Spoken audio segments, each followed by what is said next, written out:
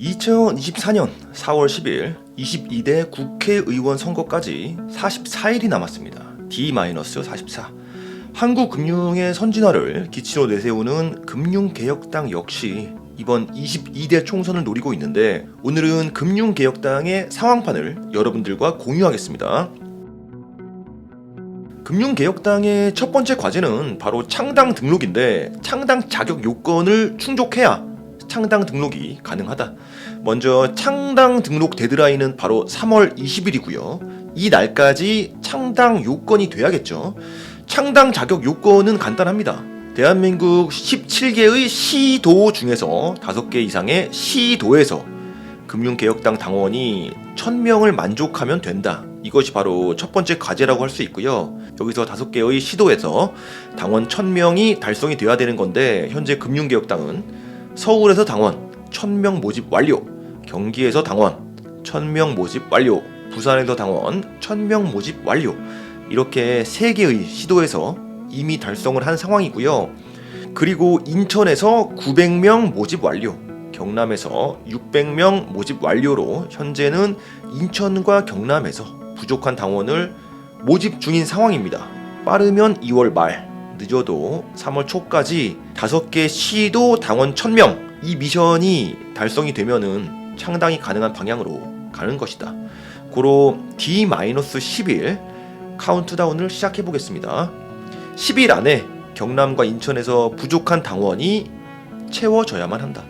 과연 금융개혁당은 22대 국회의원 선거에 그 모습을 드러낼 수 있을까?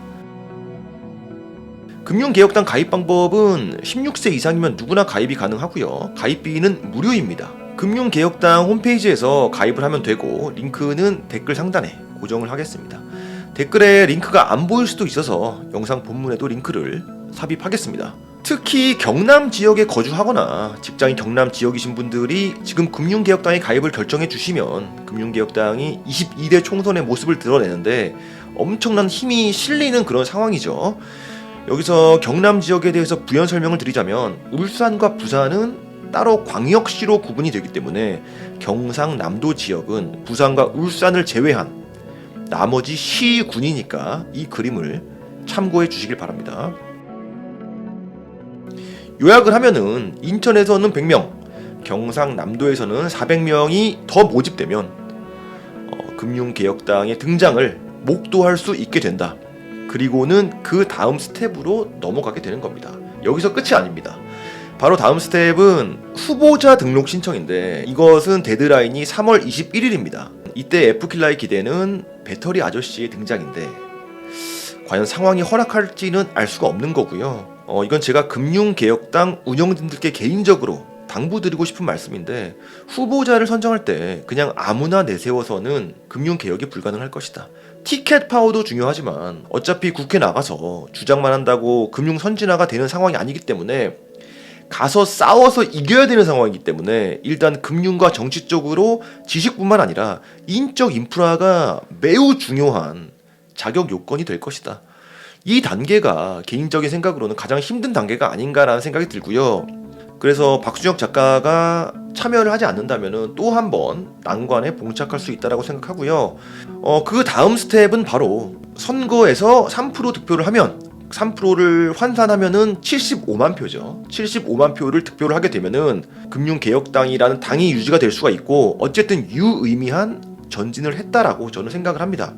그렇게 되면 금융개혁당이 22대 총선에서 살아남았다 라고 할 수 있고, 그건 큰 의미가 될 수 있다는 겁니다.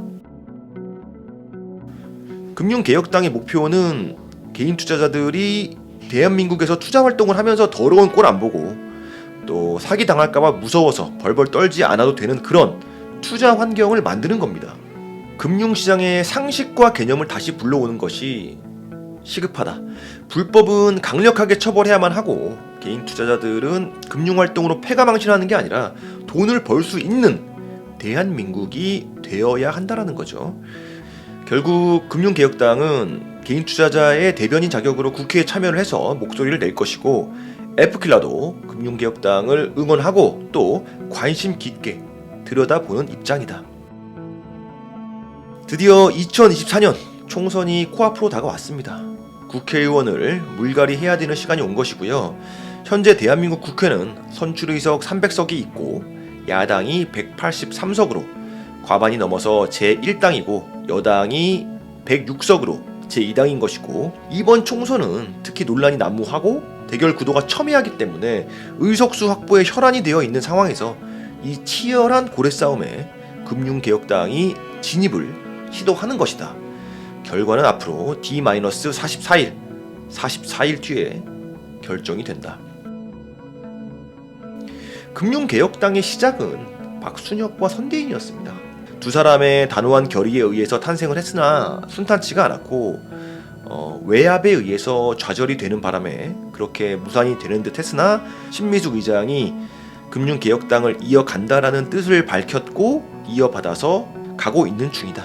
대한민국 금융은 여의도 카르텔을 중심으로 더 이상 국가가 수용하기 힘들 정도로 온갖 비리와 사기로 얼룩져 있는 상황이고, 투자자들을 화나게 하는 황당한 사건 사고들이 계속해서 터지는 바람에 이해 못 참고 개인 투자자들이 들고 일어나서 만들어진 게 바로 금융개혁당입니다. 금융개혁당이 할 일은 무엇보다도 바로 감시라고 저는 생각을 합니다. 증권사들이 불법 공매도를 치는지 감시를 하고, 조세 회피를 감시하고, 국민연금이 어떻게 투자를 결정하는지를 감시해서 현재 금감원 같은 감시기관들이 버거워하는 부분이기 때문에 금융개혁당이 이 부분을 나눠서 담당을 해줘야 된다. 더 나아가서 범법에 대한 처벌 또한 반드시 강화되어야 한다. 이 부분을 특히 금융개혁당에 부탁드리고 싶습니다. 결국 금융 관련 정책이 국민들에게 유리한 방향을 향해서 가도록 감시하고 처벌을 해달라는 거죠. 그것이 아마도 개인 투자자들의 바람이 아닐까 싶습니다. 22대 총선에서 금융개혁당은 과연 국회 진출에 성공을 하고 국민들의 돈을 착취하는 세력들과 한판 승부를 시작할 수 있을지 1700만 개인 투자자 여러분들께서 지켜봐 주시길 바랍니다. 오늘 방송은 여기까지고요. 도움이 되셨다면 구독과 좋아요 부탁드립니다. 감사합니다.